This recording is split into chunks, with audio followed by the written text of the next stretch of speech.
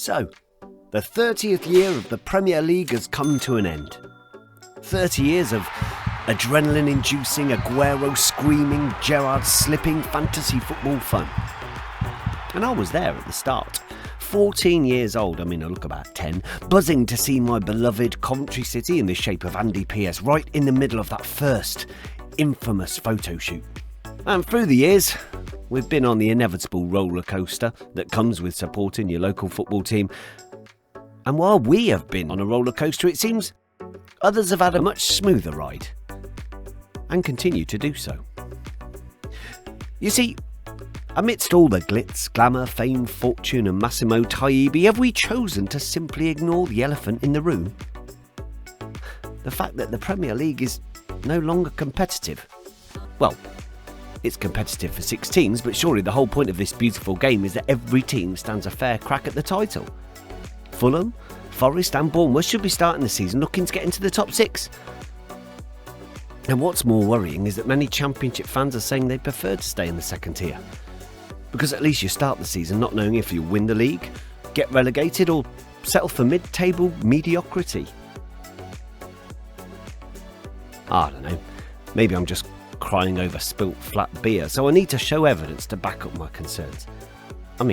Maybe it's always been this way.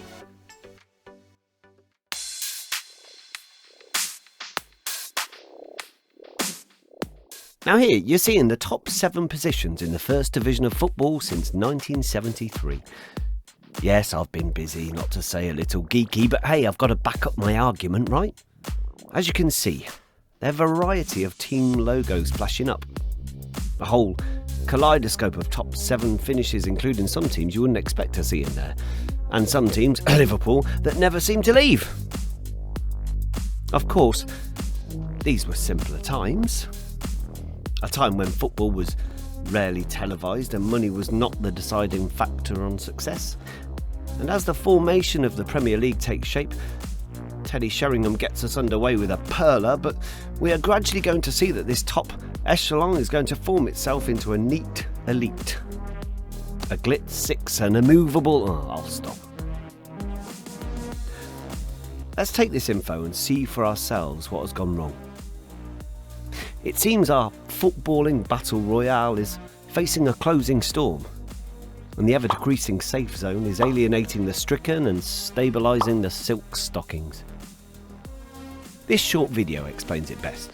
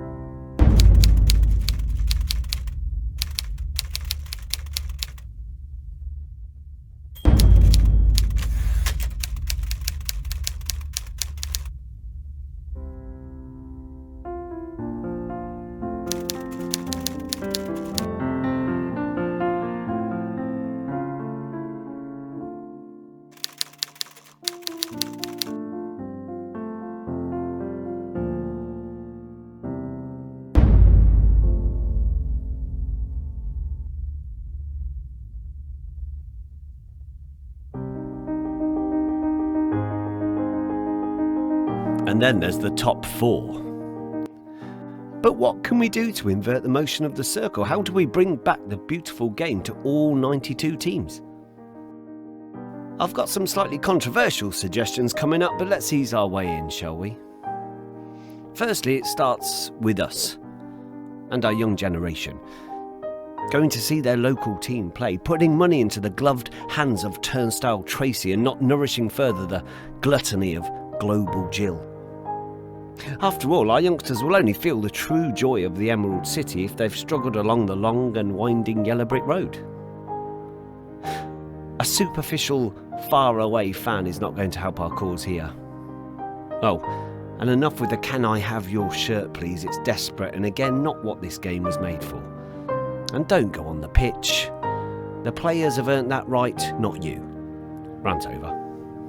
Secondly, let's make the academies fairer. Let's stop using the top 6 to pimp out their young stars to the rest of the football pyramid. It kind of defeats the object.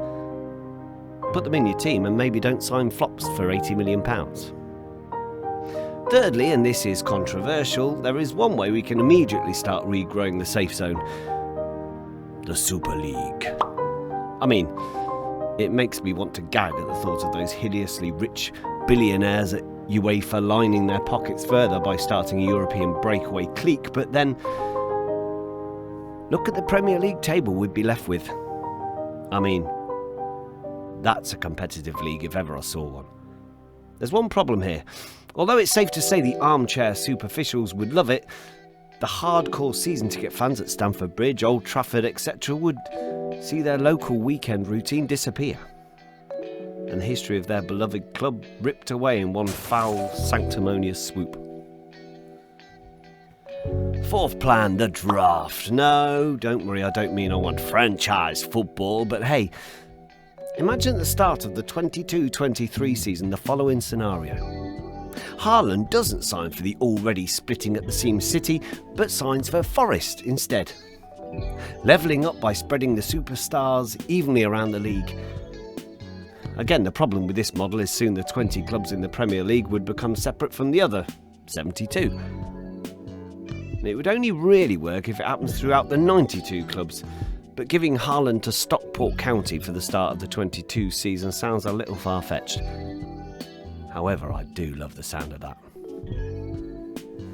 Fifth, well, I'll leave this to you in the comments below. What do you think? Am I just being ridiculous? I mean, does it really matter? Can you see another way of saving competitive football in the top flight? Let me know. Thanks for watching and please subscribe if you like the video.